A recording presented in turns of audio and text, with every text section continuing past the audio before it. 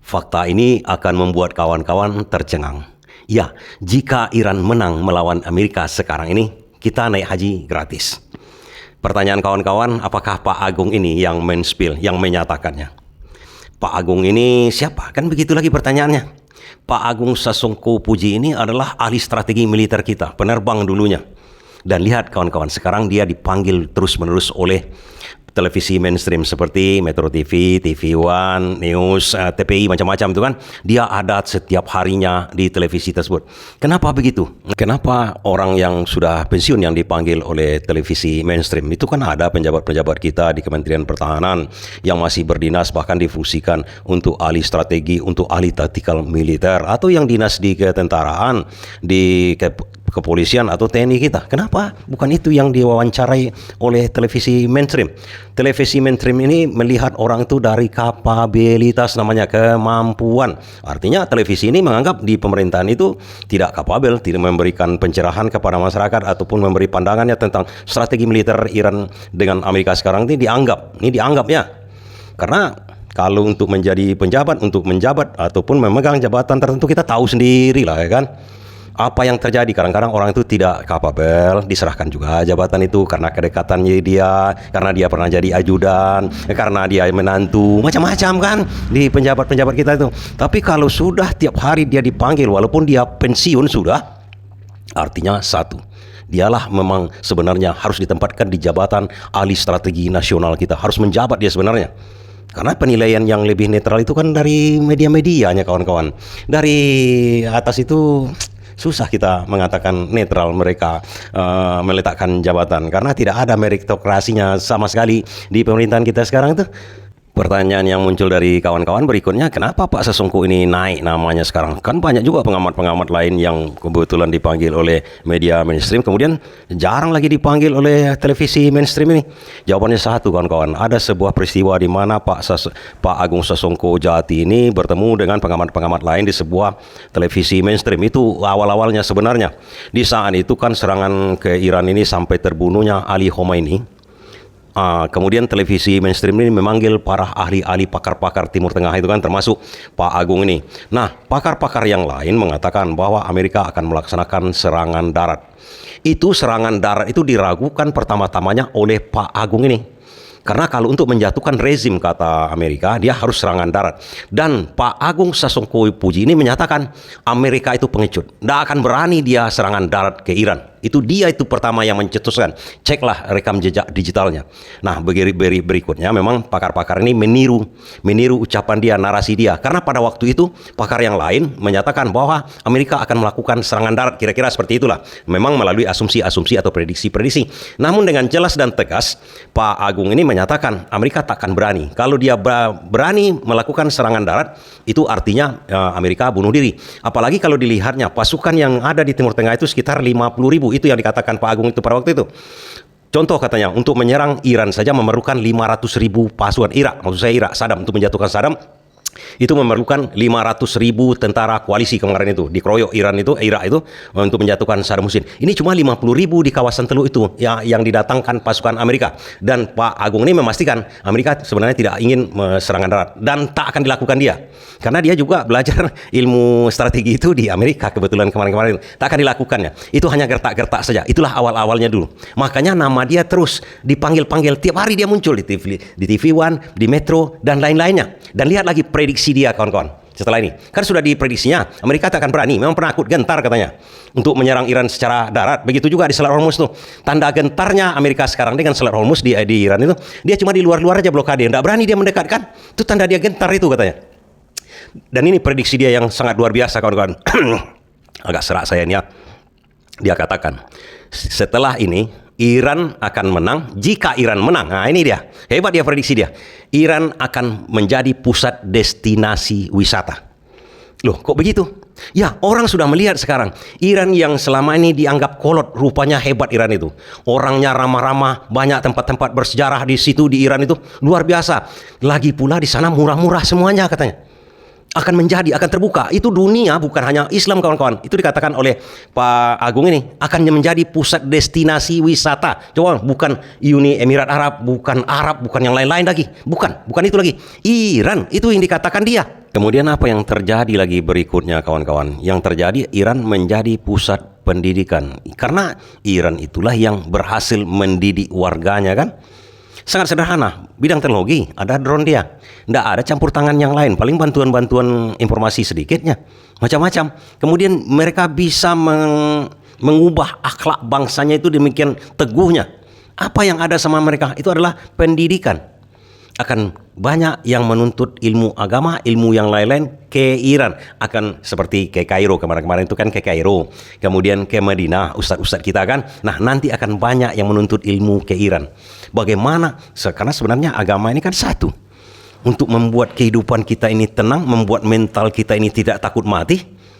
Kan itu sebenarnya. Membuat pengetahuan kita tentang agama yang sebenar-benarnya.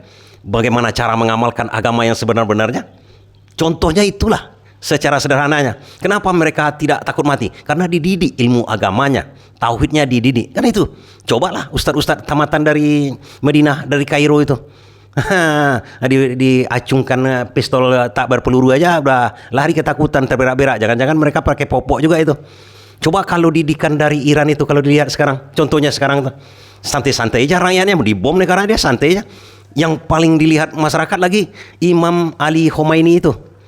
Orang perang sedang berkecamuk, dia makan malam di rumah dia saja. Tidak ada pengawalan Iron Dome segala macam. Itu kan jelas. Arti apa yang ada sama dia? Ilmu agama. Ilmu bahwa yang melindungi dia hanya Tuhan. Agama Islam kan sederhananya kawan-kawan. Tidak ada yang lain selain daripada kun fayakun. Kan begitu. Ini agak stres juga saya kalau saya terus-teruskan ini. Karena bagaimana cara mencetak orang-orang itu dengan pendidikan sehingga mentalnya seperti rakyat Iran, tak gamang dengan apapun, tak takut dengan kesengsaraan. Sesederhana itu saja sebenarnya, menikmati kesengsaraan demi agamanya. Entah apa-apa yang saya katakan ini. Jadi begini kawan-kawan, kalau Iran sudah menjadi pusat destinasi wisata, artinya Iran jadi penguasa. Dan Pak Agung ini men-spill sedikit, Iran ini akan menjadi penguasa teluk. Penguasa teluk maksudnya bagaimana? Penguasa seluruh jazirah Arab. Termasuk mungkin Israel akan hengkang. Tapi belum pun hengkang Israel, Iran akan menjadi penentu. Penentu di Timur Tengah itu. Artinya begini secara sederhananya kawan-kawan. Mojtaba Khomeini menyatakan, setelah ini kawasan teluk tidak lagi dikendalikan oleh Amerika. Ada tangan kuat katanya yang bernama Republik Islam Iran yang akan membuat aturan-aturan di Timur Tengah. Sekarang pertanyaannya, kenapa kita harus percaya betul dengan ucapan dari Mojtaba Khomeini ini? Sangat sederhana. Apakah pernah mereka berbohong? Apakah pernah mereka pakai popok begitu terkencing-kencing? Tidak. Apa yang dikatakan dia dilaksanakan, dan ini akan dilaksanakannya dalam strategi jangka panjang. Makanya kita bahas Pak Agung tadi ahli strategi. Dia secara tidak langsung menyatakan begini, kalau Iran itu menang, Iran akan menjadi penguasa di Timur Tengah. Apa artinya penguasa di Timur Tengah? Kerajaan Arab Saudi harus di bawah perintah dia. Kalau dia katakan kerajaan Arab Saudi itu, saya yang mengurus Arab Saudi lagi, kalian yang lain-lain. Artinya boleh kalian menjadi negara bagian tapi takluk kepada kami. Berarti dia penguasanya Kuwait, Uni Emirat Arab, Bahrain, dan Saudi Arabia. Oke, di situ kuncinya dulu. Dan lantas di mana letak naik haji gratisnya? Begini kawan-kawan, yang melayani dua tempat suci di Mekah dan Madinah ini dinyatakan, atau kitalah sekarang menyatakan bahwasanya mereka tidak berhak melayani itu lagi. Kenapa tidak berhak? Pertama, mereka mengusir keturunan Nabi Muhammad dari situ. Syarif Husin yang melayani umat Islam pada waktu diambil alih oleh kerajaan Arab Saudi itu. Pada waktu Syarif Husin melayani umat yang datang ke sana, apa yang terjadi? Itu sekitar tahun di bawah abad ke-20, abad 19 itu. Kan berdirinya kerajaan Arab Saudi itu 1925. Sebelum itu masih Sharif Hussein, masih dikuasai diberikan kuasa oleh kerajaan Ottoman, kekhalifahan Ottoman pada waktu itu untuk diurus oleh keturunan Nabi Muhammad. Bagaimana cara pengurusan oleh keturunan Nabi Muhammad? Berpedoman kepada nenek moyang dia, Nabi Muhammad dan Abdul Muthalib, diberikan fasilitas gratis semuanya di Mekah. Gratis. Ibaratnya begini kawan-kawan, kalau kita katakan gratis ataupun berbayar, namanya haji kita ini sekarang. Kita masuk sekarang ini. Kenapa nantinya kalau Iran itu menguasai Mekah dan Madinah, naik haji itu gratis. Gratis maksud saya itu begini. Di zaman Nabi Muhammad sudah dicontohkan, di zaman kakeknya Nabi Muhammad sudah dicontohkan, di zaman keturunan Nabi Muhammad menguasai Mekah, dia dipercayakan oleh Kekaisaran Ottoman dan Kekhalifahan Abbasiyah pada waktu itu. Di Mekah itu semua serba gratis. Makan pun diberikan kepada jemaah haji yang datang ke sana selama melaksanakan jemaah haji. Coba bayangkan. Dan tidak ada visa masuk, tidak ada biaya masuk ke daerah tersebut dari seluruh umat Islam di seluruh dunia. Coba kita bayangkan. Sekarang contohnya, kalau sekarang aja visa masuk ke kerajaan Arab Saudi dulu. Itu visa itu. Kemudian visanya visa berbeda lagi. Izin haji, izin segala macam. Dan dulu tidak ada dibatasi siapa yang akan naik haji. Tidak ada kuota-kuota itu dulu, tidak ada. Baru sekarang setelah dikomersilkan oleh kerajaan Arab Saudi. Sangat sederhana. Kemudian didirikanlah hotel-hotel mewah di sekeliling Arab Saudi dan Mekah itu sekarang yang berbayar mahal, yang investornya dari luar negeri. Investornya itu bukan orang Islam dan dipergunakan uangnya bukan untuk kemaslahatan umat. Itu kuncinya. Nah, di Mekah itu harus seluruhnya gratis. Karena sudah diberikan karunia oleh Allah Subhanahu wa taala, minyak dan lain-lain, air yang berlimpah di situ, khusus di Mekah itu. Tidak boleh dimanfaatkan, tidak boleh berbisnis dengan jemaah yang datang. Contoh begini kawan-kawan, masuk masjid apakah kita membeli karcis? Itu sama kita naik haji itu beli karcis sebenarnya. Nah, kalau nantinya Iran ini menang, dia akan menguasai itu. Karena begini, karena dia melaksanakan ini kekhalifahan secara Islam, dia harus total, harus kafah kan melaksanakan itu. Satu yang terhutang dia. Kalau memang dia jadi pemimpin di sana, di kawasan Timur Tengah, dia harus melayani itu. Merubah peraturan naik haji tersebut. Sesuai dengan yang dicontohkan Nabi Muhammad. Karena pemerintahan dia itu pemerintahan Islam yang ada sama dia cuma yang benar melaksanakan seperti kekhalifahan dulu kan. Mencontoh Khalifah Rasyidin, cara pemilihan khalifah, berarti dia cuma agama kerajaan atau negara Islam yang berhak menjadi penguasa dan pelayan dua tempat suci. Kerajaan Arab Saudi tidak mengikuti cara Nabi Muhammad, cara kekhalifahan Rasyidin kemarin dengan cara membuat kerajaan yang diturunkan ke anak cucunya dan dia menganggap dirinya berkuasa melayani di dua tempat suci tersebut. Tidak bisa. Ini harus diselesaikan. Itu memang tujuan dan strategi dari Mujtaba Khomeini. Dia ingin melayani umat Islam karena sudah timbul kewajiban sama dia.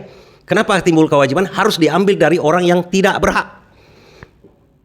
Nah, nanti kawan-kawan mau naik haji ke Mekah, tidak ada lagi antrian. Itu gedung-gedung semua disita oleh pemerintahan Iran, kemudian diberikan kepada umat. Diperluas semuanya, diberikan fasilitas yang cukup. Selama ini kan tidak. Dibuat hotel-hotel mewah hanya khusus tempat orang-orang tertentu saja. Tidak. Ini nantinya kalau Iran berkuasa menurut prediksi saya ini. Dan harapan kita. Seperti kita masuk masjidnya. Siapa yang duluan boleh di depan. Siapa yang belakangan tempat jauh-jauh lah. Maktab atau apa namanya itu kan. Seperti itu dulu. Seperti itu. Dan nanti pemerintahan yang berkuasa di sana. Karena ada hasil buminya. Mereka bisa menyediakan secara gratis makanan dan lain-lainnya. Itu yang kita harapkan. Dan itu bakal akan terjadi. Berdasarkan spill dari Pak Agung tadi itu dan berdasarkan pemahaman kita ucapan-ucapan Mujtaba Khomeini kalau Iran menang. Terima kasih.